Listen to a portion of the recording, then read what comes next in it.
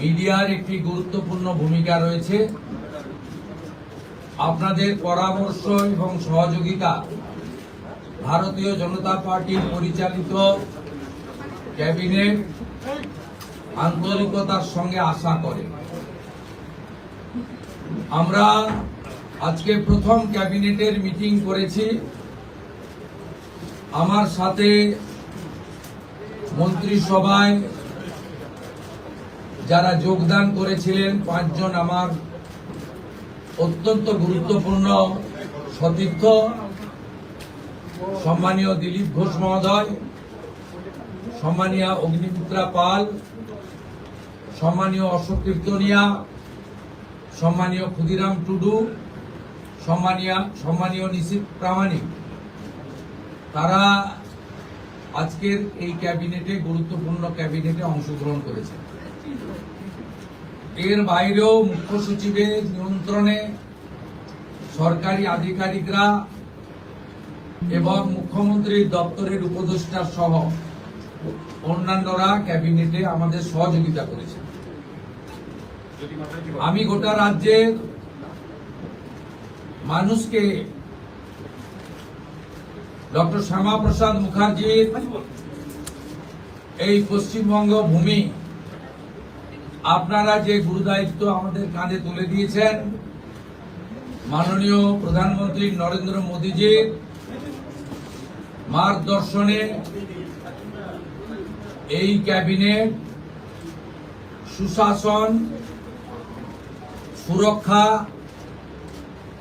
এবং double engine সরকারের যে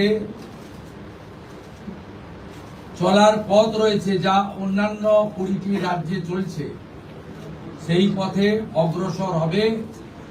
এটা আমি পশ্চিমবঙ্গের দলমত নির্বিশেষে, বর্ণ ধর্ম নির্বিশেষে বাংলার জনগণকে আশ্বস্ত করতে চাই। এই মন্ত্রিসভা, এই সরকার for the party, by the party, of the party ব্যবস্থা তুলে দিয়ে সংবিধান প্রণেতা প্রাতঃস্মরণীয় ডক্টর বাবা সাহেব আম্বেদকরের সংবিধানের প্রধান যে ভাষা for the people, by the people, of the people ভিত্তিতে চলবে। এবারে কাজের কথায় আসি। আজকে আমরা প্রথম ক্যাবিনেটে 6টা সিদ্ধান্ত নিয়েছি। প্রথম, পশ্চিমবাংলার গণতন্ত্রের যে মহোৎসব হলো, দীর্ঘদিন বাদে মৃত্যুহীন, ভয়মুক্ত, অবাধ নির্বাচন গোটা ভারতবর্ষ কেন, গোটা পৃথিবীর মানুষ দেখলো। তাই একটা প্রদেশের নির্বাচন নিয়ে আজকে বিশ্বের বিভিন্ন সংবাদ মাধ্যমে আলোচনা হচ্ছে। তাই আমরা প্রথমেই বাংলার জনগণ তথা 93% ভোট প্রদানকারী ভোটারদেরকে নতমস্তকে কৃতজ্ঞতা জানালাম। সাথে ভারতের নির্বাচন কমিশনের নিয়ন্ত্রণাধীন ভোট কর্মী, গণনা কর্মী, বাইরের রাজ্য থেকে আসা অবজারভার, কেন্দ্রীয় সুরক্ষা বল, রাজ্য পুলিশ, কলকাতা পুলিশ, সংবাদ মাধ্যম, নির্বাচনে প্রতিদ্বন্দ্বী রাজনৈতিক দল, প্রার্থী, প্রত্যক্ষ পরোক্ষভাবে এই এত বড় কর্মযজ্ঞে অংশগ্রহণকারী প্রত্যেকের প্রতি এই ক্যাবিনেট কৃতজ্ঞতা জ্ঞাপন করে। দ্বিতীয়, আমরা যাদের আত্মবলিদানের মধ্য দিয়ে বিজেপি সরকার প্রতিষ্ঠা হয়েছে, সেই ভারতীয় জনতা পার্টির অকালে ঝরে যাওয়া 321 জন যারা আত্মবলিদান করেছেন, তাদেরকে শ্রদ্ধার সঙ্গে স্মরণ করেছি। সমবেদনা জানিয়েছি। তাদের পরিবারের প্রতি এই সরকার দায়বদ্ধ। তারা যেমন হত্যার বিচারও আশা করেন তা আমরা দেব, সাথে সাথে এই পরিবারগুলির সামাজিক এবং অন্যান্য কল্যাণকর সমস্ত দায় দায়িত্ব আমরা এই সরকার কাঁধে তুলে নিলাম। আমাদের দেশের সুরক্ষার প্রশ্ন, পশ্চিমবঙ্গের সুরক্ষার প্রশ্ন এবং যেভাবে জনবিন্যাস বদলে গেছে, আজকে আমরা প্রথম দিনই আমরা কেন্দ্রীয় স্বরাষ্ট্র দপ্তর তথা বিএসএফ এর সীমান্ত সুরক্ষিত করার জন্য জমি ট্রান্সফার প্রক্রিয়া আমরা আজকে অনুমোদন দিলাম এবং আজ থেকেই ল্যান্ড ট্রান্সফার প্রক্রিয়া শুরু হবে। ভূমি ও রাজস্ব সচিব তাকে এবং মুখ্য সচিবকে দায়িত্ব দেওয়া হলো ৪৫ দিনের মধ্যে বিএসএফ এর প্রয়োজনীয় জমি হস্তান্তর সম্পূর্ণ করতে হবে, যা আমাদের কেন্দ্রীয় স্বরাষ্ট্রমন্ত্রী নির্বাচনের আগেই বলেছিলেন। এই কাজটা আজকে প্রথম ক্যাবিনেটে আমরা করলাম। মাননীয় প্রধানমন্ত্রী নরেন্দ্র মোদীজি তিনি বলেছিলেন প্রথম ক্যাবিনেট মিটিংয়ে আমরা আয়ুষ্মান ভারতে যুক্ত হব। আমরা আয়ুষ্মান ভারতে যুক্ত হলাম এবং সংশ্লিষ্ট দপ্তর কেন্দ্রীয় স্বাস্থ্য দপ্তরের সঙ্গে প্রয়োজনীয় যে এগ্রিমেন্ট অন্যান্য যে বিষয়গুলি রয়েছে সেটা স্বাস্থ্য সচিব, মুখ্যমন্ত্রীর দপ্তরের উপদেষ্টা এবং মুখ্য সচিব মিলিতভাবে অতি দ্রুত সম্পন্ন করবেন। অর্থাৎ আজ থেকে মাননীয় প্রধানমন্ত্রীর ঘোষিত পশ্চিমবাংলার মানুষের প্রতি যে কমিটমেন্ট আজকে ভারতীয় জনতা পার্টির ক্যাবিনেট সেটা সম্পূর্ণ করল। এর সাথে সাথে প্রধানমন্ত্রী জন আরোগ্য যোজনা, প্রধানমন্ত্রী ফসল বীমা যোজনা ক্রপ ইন্স্যুরেন্স, প্রধানমন্ত্রী স্কুলস ফর রাইজিং ইন্ডিয়া পিএমশ্রী, প্রধানমন্ত্রী বিশ্বকর্মা, বেটি বাঁচাও বেটি পড়াও, প্রধানমন্ত্রী উজালা যোজনা 3.0 এবং অন্যান্য কেন্দ্রীয় স্কিম বা সেন্ট্রাল গভর্নমেন্ট স্পন্সর স্কিম আমরা যুক্ত হওয়ার সিদ্ধান্ত নিলাম। বিশ্বকর্মা যোজনায় আমাদের যারা বিশ্বকর্মা আছেন, হাতের কাজ করেন, আমাদের কামার কুমোর থেকে কুম্ভকার, স্বর্ণকার থেকে মালাকার থেকে তাঁতি থেকে নাপিত থেকে সবাই যারা 8,65,000 আবেদন করে রেখেছিলেন, আগের সরকার যাদের আবেদন জেলা শাসকদেরকে দিয়ে কেন্দ্রের এমএসএমই দপ্তরে পাঠাতে দেননি, আমরা দ্রুত ওই 8,65,000 পিটিশনকে পাঠানোর ব্যবস্থা নিলাম।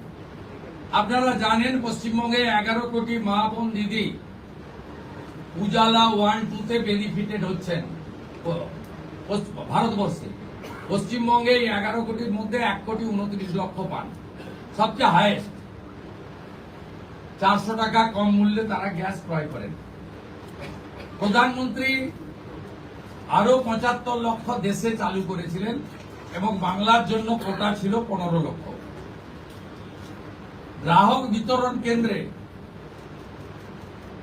হাজার হাজার দরখাস্ত পড়ে থাকা সত্ত্বেও শুধু রাজনৈতিক কারণে এই পিটিশনগুলো ডিএমরা সংশ্লিষ্ট দপ্তরে কেন্দ্রীয় সরকারের কাছে পাঠায়নি। তাই আমাদের মা বোন দিদিরা বঞ্চিত হচ্ছিলেন। আমরা গ্রাহক বিতরণ কেন্দ্রে পড়ে থাকা সমস্ত পিটিশন অতি দ্রুততার সঙ্গে জেলা শাসকদের সংশ্লিষ্ট কেন্দ্রীয় মন্ত্রক পেট্রোলিয়াম ডিপার্টমেন্টে পাঠিয়ে দেওয়ার নির্দেশ দিলাম। এর ফলে উজালা যোজনা 3 তাতে পশ্চিমবঙ্গের আরো কয়েক লক্ষ মা বোন দিদি যুক্ত হওয়ার সুযোগ পেলেন। আমাদের পঞ্চম সিদ্ধান্ত, এতদিন পর্যন্ত পশ্চিমবঙ্গে national cadre is IPS, Paschimbanga cadre WBCS WBPS, এদের কোনো কেন্দ্রীয় সরকারের ট্রেনিং এ কেউ যুক্ত হতেন না। এটা মুখ্যমন্ত্রীর অলিখিত নির্দেশ ছিল, আগের মুখ্যমন্ত্রী, বিদায়ী মুখ্যমন্ত্রী, প্রাক্তন মুখ্যমন্ত্রী। আমরা আজকে এই বিষয়ে চিফ সেক্রেটারিকে অন্য রাজ্যের যে নিয়ম আছে সেই নিয়ম ফলো করার জন্য আমরা তাকে এম্পাওয়ার করলাম, দায়িত্ব দিলাম। সাথে সাথে শুনলে অবাক হয়ে যাবেন, বিএনএস ভারতীয় ন্যায় সংহিতা, যা মাননীয় প্রধানমন্ত্রী নরেন্দ্র মোদীজির নেতৃত্বে কেন্দ্রীয় স্বরাষ্ট্রমন্ত্রী মাননীয় অমিত শাহজি পার্লামেন্টে দুটো কক্ষে অনেক আগে অনুমোদন করেছেন, রাষ্ট্রপতি মহোদয়ের সই হয়েছে, রুল হয়ে গেছে। আমরা আশ্চর্য হয়ে গেছি যে এখানে বিএনএস কার্যকর করা হয়নি, অর্থাৎ অত্যন্ত অবৈধভাবে সংবিধানকে বৃদ্ধাঙ্গুষ্ঠ দেখিয়ে আগের সিআরপিসি আইপিসি চলছিল। আজ থেকে বিএনএস এ যুক্ত হলো পশ্চিমবঙ্গ সংবিধান মেনে। আগের সিআরপিসি আইপিসি এই আইন আর থাকলো না। ভারতীয় ন্যায় সংহিতাতে আমাদের আজ থেকে কাজ শুরু হলো। এরও ছাড়পত্র ক্যাবিনেটের প্রথম দিলেন। ষষ্ঠ সিদ্ধান্ত, মাননীয় স্বরাষ্ট্র ও সমবায় মন্ত্রী অমিত শাহজি নির্বাচন প্রচারের আইটিকি থেকে বলেছিলেন যে 2015 সালের পরে পশ্চিমবঙ্গে কোনো রিক্রুটমেন্ট হয়নি, তাই প্রচুর শিক্ষিত যুবক যুবতীর বয়স চলে গেছে। 5 বছর এক্সটেনশন, মানে আবেদনের বয়সের ঊর্ধ্বসীমা ক্যাবিনেট মঞ্জুর করলো। এটাও আজকে আমরা করলাম। আজকে এই ক্যাবিনেট সিদ্ধান্তগুলো আমরা নিয়েছি। আমাদের আরো বেশ কিছু কমিটমেন্ট রয়েছে, যেগুলো ইতিমধ্যে আপনারা জানেন। আমরা পরবর্তী সোমবার আবার একটি ক্যাবিনেট মিটিং করব। সেক্ষেত্রে আমাদের আরো আমাদের আরজিকর সহ নারী নির্যাতনের বিষয়ে, প্রাতিষ্ঠানিক দুর্নীতির বিষয়ে, পে কমিশনের বিষয়ে, এরিয়া ডি এর বিষয়ে, এই যে বিষয়গুলি আছে আমরা পরবর্তী ক্যাবিনেটে সেগুলো করব। কারণ আমরা আমাদের যে অফিসিয়াল কাজকর্ম দেখে আমাদের খুব বেশি সময় আমরা পাইনি। আজকে প্রথম কাজের দিন সরকার গঠন হওয়ার পরে আপাতত যে কাগজগুলো রেডি ছিল তার উপরে ক্যাবিনেট আমরা এই সিদ্ধান্তগুলো নিয়েছি, কার্যকর হবে। আপনাদের মধ্যে বাংলার গণদেবতা জনতা জনার্দনকে বিএসএফকে কত আমাদের ক্যাবিনেটে মাননীয় মুখ্যমন্ত্রী প্রয়োজন হলে নিশ্চয়ই সাংবাদিকদের সঙ্গে কথাবার্তা বলবে, প্রশ্ন উত্তরেও অংশগ্রহণ করবে, কিন্তু সেটা প্রয়োজন ভিত্তিক। ক্যাবিনেট ব্রিফিং নেক্সট ক্যাবিনেট থেকে মাননীয় সিনিয়র মিনিস্টার দিলীপ ঘোষ এবং মাননীয় সেকেন্ড টাইম এমএলএ তথা মন্ত্রী অগ্নিমিত্রা পাল মহোদয় ব্রিফ করবেন। পরের সপ্তাহ থেকে দুজন মিলে করবে, একই পয়েন্টে করবেন, নিজেরা করে আমি জনস্বার্থে একটি গুরুত্বপূর্ণ তথ্য দেব যে কিভাবে পশ্চিমবঙ্গে যে সরকারকে মানুষ রিজেক্ট করেছে, ক্ষতি করে দিয়ে গেছে। অনেক কিছু পাবেন পরপর,